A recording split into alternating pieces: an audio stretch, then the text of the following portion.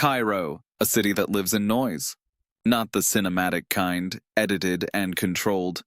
Here the noise is like dust. It settles on everything and stays. It soaks into people, words, sounds. It's the shout of a date seller, the honk of a taxi driver, the call to prayer, and recently, more and more often, it's also advertising. Advertising in Egypt doesn't appear in the background. It cuts into your thoughts, elbows its way into your attention, takes a deep breath and starts singing, or screaming, or dancing, or begging. Because in Egypt, advertising doesn't sell products. Advertising sells a reaction. Here, everything starts with emotion. You don't ask, "What brand is that?" You ask, "Why are they shouting this much?" And then, before you realize it, you already have their name in your head. Egyptian advertising lives by rhythm, the rhythm of the day, because a breakfast TV ad is different from the one after dark. The rhythm of the year, because Ramadan is not just a holiday, it's the biggest advertising show in North Africa. The rhythm of the street, because the sounds of the city dictate the tempo of the spots. And the rhythm of power, because the state not only approves campaigns, it directs social moods through billboards. That's why advertising in Egypt is not a clean form. It's a mixture of influences, colonial, French and British, religious, Muslim and Coptic, commercial, Western, and domestic, traditional, family-based. It's a dance between global culture and the Egyptian ethos of national pride. On Egyptian streets, you won't find pastel colors and minimalist campaigns. You will find instead the faces of famous actors from Ramadan dramas, smiling children holding soft drinks with a logo that screams across the whole image, and dramatic little scenes from everyday life. A mother in a hospital, a child with a fever, a father with tears in his eyes, and then an ad for a cough syrup. Here, emotions are not an extra. They are the product, and they are so intense that the average European feels crushed by them. But an Egyptian, he feels at home in them. Because for him, an advert has to be louder than the world, or it will die in the noise. You cannot make advertising in Egypt without stepping onto the territory of religion. In a country where public television has played first violin for decades and the spiritual authority of the imam has a bigger reach than any influencer, advertising has to be in line with morality, at least on the surface. That's why perfume ads show women who are modestly dressed but sensual. Ads for medicine contain phrases about health as God's gift. And commercials for government services are directly covered in slogans about patriotic duty. But in parallel, right next to a billboard with words from the Quran, you'll find an ad for plastic surgery. And on TikTok, you'll see dances in the style of global hedonism. This is Egypt, a collision of sacredness with marketing that somehow works, because society is divided, and every part finds something for itself. Remember, Egypt is one of those places where TikTok and WhatsApp have more power than the Ministry of Information. Even though the country formally censors content and shuts down some accounts, in practice, young people create their own ads. Viral, meme-based, often ironic. You don't need an advertising agency here, you just need a phone, a filter, a song, and a good feel for memes. And the ad, it makes itself.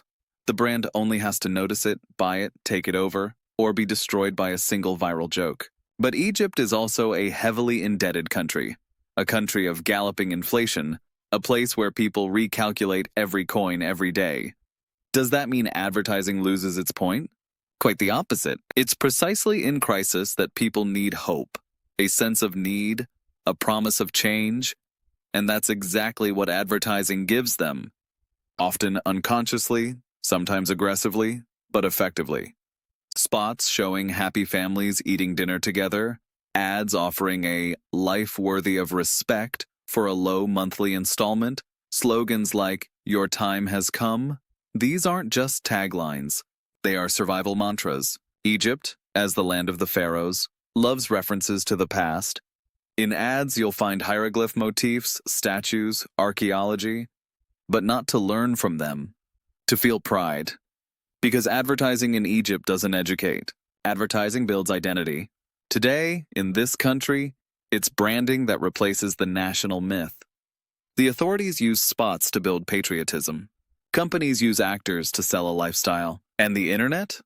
The internet turns every Egyptian into a mini director, someone who can create an ad better than an agency from Dubai. In this episode, we will show how the Egyptian advertising market works from the inside, tell the story of Ramadan mega productions that are, in reality, advertising serials, explain why TikTok has changed the market more than Coca-Cola, and answer the question, how do you advertise a product in a country where a billboard has to compete with a sermon in a mosque and the drama of everyday life? Welcome to Egypt. Here advertising isn't just a message, here advertising is a fight for the client's soul, and often for something much more. We begin. If the Egyptian advertising market had its own constitution, the first article would read, "Visibility is more important than quality." The second, "Louder means better." And the third, "Customer loyalty is a myth. Impulse is what counts." In this act, we'll go deep into the structure of the Egyptian advertising market. We'll trace who deals the cards, which agencies have real influence, who pays, who earns, and who only pretends to exist. Egypt is a centralized state, and its advertising sector looks the same. Although officially there are dozens of agencies, in practice, three types of players dominate. State-linked agencies, operating alongside public TV, often running patriotic, social, and health campaigns. They are tools in the hands of power and frequently produce spots about shared civic duty or love for the homeland. Commercial agencies with Egyptian roots. They work with local brands, restaurants, startups, pharmacies, and retail chains. They are usually responsible for the loudest, most in-your-face street ads. International agencies in Cairo, branches of global firms like DDB, Leo Burnett, BBDO. They handle big corporations, Coca-Cola, Orange, Vodafone, Nestlé, each of them fighting for centimeters of TV screen during Ramadan prime time. But regardless of the source, every ad has to meet one basic condition: hit the emotions. Why doesn't what works in the West work here? In Europe?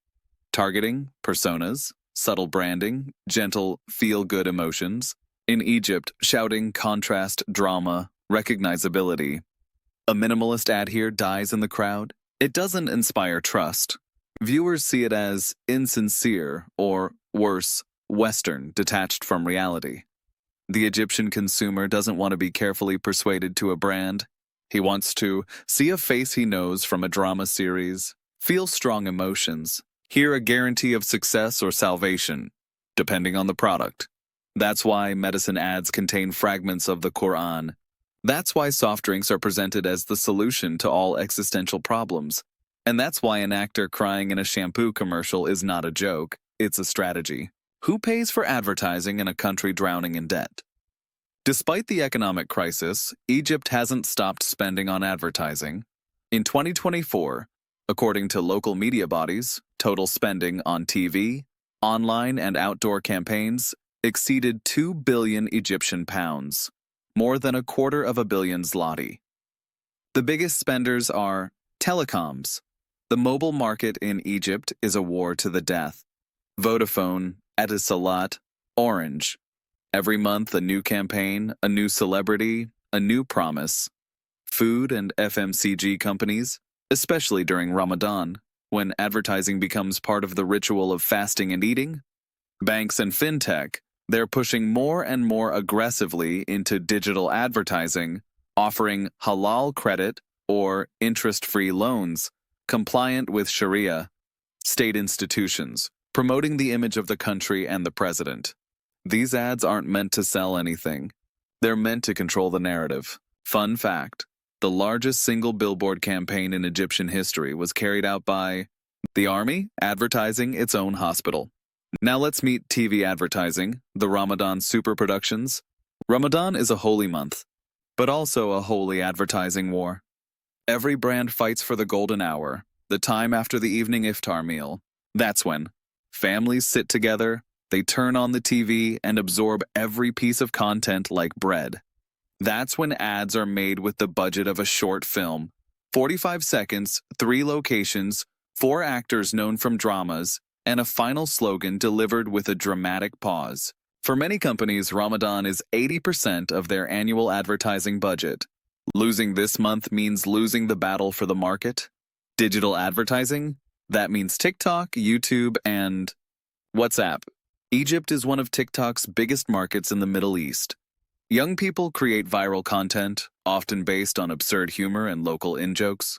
Brands know this and, by collaborations with influencers, create their own memes and sounds, and sometimes pretend to be ordinary users.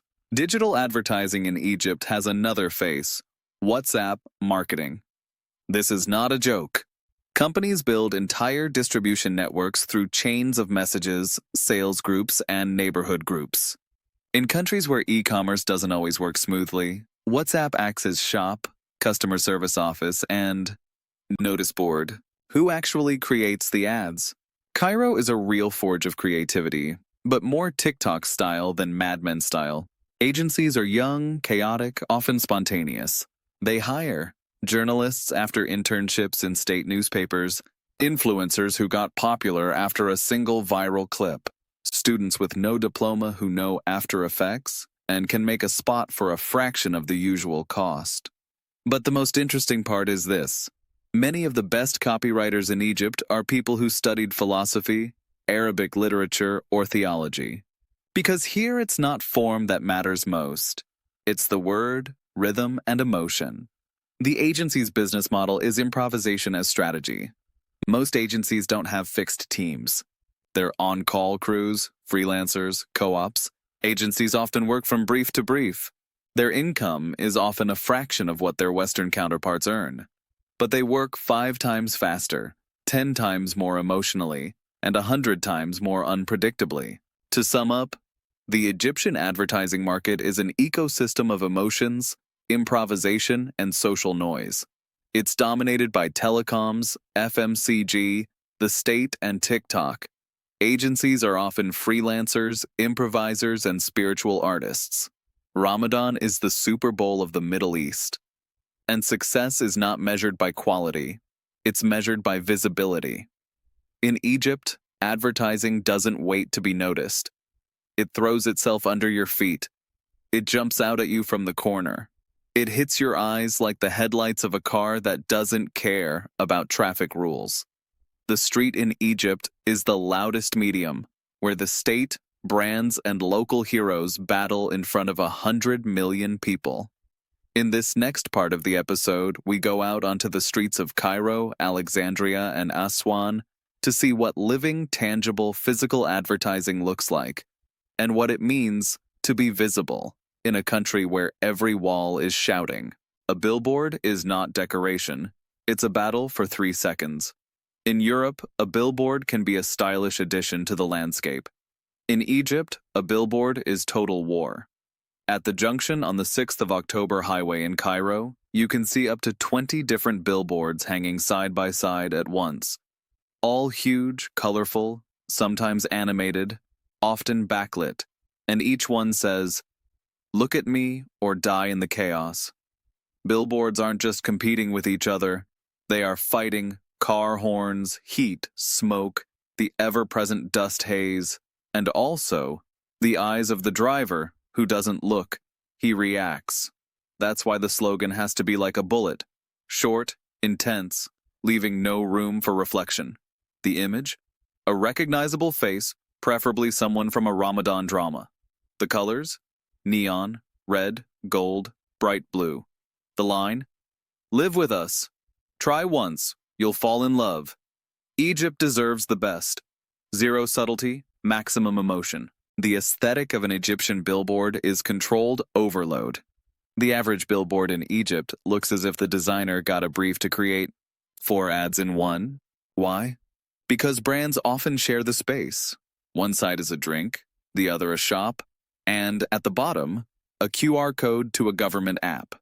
Because the graphic has to show everything at once: product, usage, customer, advantages, guarantee, contact number, and logo. 5 times over. Because public space is not protected. If you don't cram something in now, someone will paste over you tomorrow. All this means that a billboard in Egypt doesn't calm you. It stirs anxiety. but it's that very anxiety that makes it stick in your head. Murals and advertising graffiti are the folk version of marketing. In poorer neighborhoods, where there are no LED screens and a billboard costs as much as half a year's salary, advertising takes alternative forms. Murals, hand-painted ads on the walls of shops, schools, clinics, and service points, often done by local amateur artists. An ad for a barber with the profile of a local football star. A picture of a smiling family at a table with the logo of a neighborhood restaurant. Slogans painted with oil paint like, "The best falafel in the district. Don't worry, we'll fix your phone." Murals are also a form of personal expression. You often see social or political slogans disguised as ads. Sometimes an electrician's ad has eyes painted next to it with the caption, "We see everything. Egypt is watching." That's a smuggled message, and political marketing in its purest form.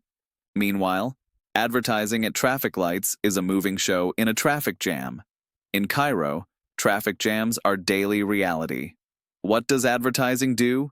It goes between the cars.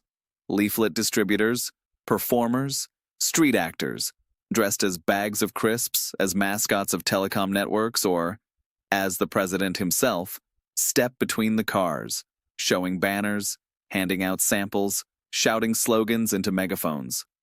The street becomes a low-budget theater, and if someone films it and uploads it, it becomes a viral. Some brands even commission this kind of stunt, knowing that what matters is not the direct advertising effect, but the impression. And nighttime advertising is a glow that doesn't sleep. Egyptian cities don't sleep at night, neither do people, nor ads. LEDs, backlit banners, drone lights, colorful animations on buildings. In Cairo, there are districts where the glow of ads reflects in windows so strongly that it looks like a rougher version of Times Square. Brands rent whole facades of hotels or malls, not to sell anything directly, but to say, "We are here. We dominate this space." This is a kind of branding imperialism, domination not through product, but through presence. Visibility becomes a value in itself. Who gets to advertise and who disappears? Although Egypt seems chaotic, the street is under tight control. Censorship doesn't only concern religious or political content. It also applies to clothing in ads, a woman with bare shoulders. She might be removed. Words, any erotic hints are banned, though in practice the boundaries are fluid. Colors. Campaigns that resemble the palette of Islamist movements are removed immediately. Faces. If the person in the ad is suspected of anti-government views, they get wiped. There have been cases where an entire mural vanished overnight, painted over, removed, or covered with a state poster saying, "Egypt is growing." How do you get a place on a billboard? Officially, everything is regulated. In practice, the price of ad space depends on your connections with the city council. The best locations are reserved for state campaigns. Wild billboards without permits are normal, until someone becomes too visible and threatens the government's message. This means that street advertising is not just marketing, it's also politics. A company that advertises too boldly can be punished by not getting permits next year. To sum up, the Egyptian street is a stage, the billboard is an actor, and the mural is a scream from the margins. What counts is loudness, visibility, intensity, not subtlety. Outdoor advertising is also a form of political communication. The state controls what can appear, but street creativity keeps looking for cracks. What feels like noise to a European is a map of reality to an Egyptian. In Egypt, home is not just a place to live. It's the center of emotional, social, and spiritual life. And it's precisely this home, not the market, the office, or the cafe, that is the most important stage for advertising. In this part, we'll enter Egyptian living rooms, kitchens, and bedrooms to see how home-based messaging works. Because in Egypt, advertising doesn't attack the client. It walks into their home with its shoes on, sits at the table and says, "I know you. I know what you need." Television as a holiday, especially during Ramadan. Egyptian TV is still the queen of mass media. And if it has a golden throne, it's the Ramadan evening, the iftar time, when the whole family sits down to eat after sunset. That's when series with the biggest stars are aired, patriotic state clips play, and the most emotional ads of the year are shown. An example? An ad for a supermarket chain showing an old man preparing a Ramadan dinner alone until suddenly his whole family knocks at the door. Slogan? What matters isn't what we eat, but who we eat with. TikTok users cried. YouTube was flooded with comments like, "It reminded me of my childhood." That ad had nothing to do with promotions. No prices were mentioned. The logo barely appeared. And yet, everyone remembered the brand. The psychology of the message is emotions, relationships, a feeling of safety. Home advertising in Egypt rests on 3 pillars: the family as supreme value, anything related to health, food, education, banking must be rooted in family relations. Even credit is advertised as a way to help your father and sister. Emotions stronger than the product. Medicine ads don't show pain, they show relief. Food ads don't show hunger. They show the happiness of eating together. Even appliance ads speak the language of emotion. With this blender, you'll never argue with your husband again. Fear and hope as motivators. Many ads use fear of loneliness, illness, failure, just to then offer emotional salvation in the second part of the spot. With us, you're safe. In Egypt, there's a growing trend of ads promoting local products, not as a direct patriotic duty, but as a more family-oriented solution. Better for your loved one's health. A product your neighbor knows. An ad for toothpaste? It shows a grandmother telling her granddaughter, "In our home, we've always used this one." An ad for tissues? A mother explains to her son, "These are the ones your father used to keep in his pocket. These aren't cheap tricks. It's an emotional strategy with high effectiveness, especially in a society where family authority is stronger than brand authority." The new home medium is the mother's and grandmother's smartphone. Although Egypt is a young country, smartphones are also in the hands of mothers and grandmothers. What do they watch? YouTube, TikTok, WhatsApp forwards. Example, an ad for clothing for women 50 plus, showing a mother getting ready for her son's wedding. The whole thing is styled like a TikTok glow-up, but with the subtlety appropriate for that generation. Result? A viral among women over 50. In Egypt, older women are the main purchase decision makers. Home advertising must therefore target not only children and youth, but especially them, because they choose what's cooked, what's bought, which bank the family account is opened in, and which doctor to see. Mothers, often grandmothers, are the moral guardians of the brand. In Europe, advertising to mothers is often gentle. In Egypt, it's an emotional bomb. A child is crying, the mother can't sleep, the father brings medicine, not from a random pharmacy, but from a trusted brand his own mother used. A little girl is going to school and she's scared. The mother says, "It will be fine. We have this brand." A woman exhausted by housework sits down with a coffee and hears, "You're not alone. We've been with you for 25 years. That's not advertising. That's emotional support disguised as advertising. Home advertising is a social mirror. Egyptian home-focused spots very rarely show luxury. They show normality with a touch of aspiration, a woman with children in a rented flat, a man who has just paid off his car, a daughter who wants to study.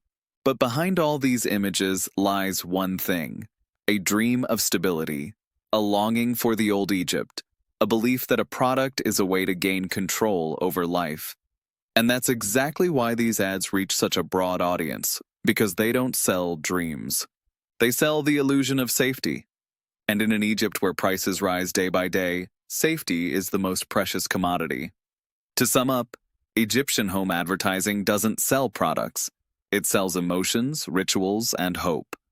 The key group are women in their 30s, 40s, and 50s who make purchase decisions. Ramadan is the time of emotional advertising hits, tear-jerkers that build trust. Home-based ads must speak the language of care, relationships, community, not promotions or functionalities. Egypt is not a country where advertising is meant to be background. Here, advertising is the foreground. so loud it's impossible to ignore. It's the theater of everyday life, where the actors are billboards, TV spots, murals, and even grandmothers forwarding clips on WhatsApp. It's also a battlefield, where the state, business, influencers, and the street all fight. And the stake is not just the client's wallet, but their heart, identity, and emotions. Advertising in Egypt is not the art of persuading. It's the art of being louder than the world. That's why sometimes it screams, sometimes it moves you to tears, sometimes it gives hope, but it always stays in your memory. Because in a country where noise is like dust, advertising has to become part of the air people breathe. And that's exactly why Egyptian advertising is one of a kind. This isn't marketing as we know it from Europe or the US. It's a living organism that fights every day for the attention of 100 million people, and often wins, not with quality, but with the power of emotion. In the next episode, we'll go even deeper. We'll see who really controls the narrative: state agencies, global corporations, or ordinary people with phones. Because in Egypt, advertising is not just a business. It's a battle for the soul of the entire society.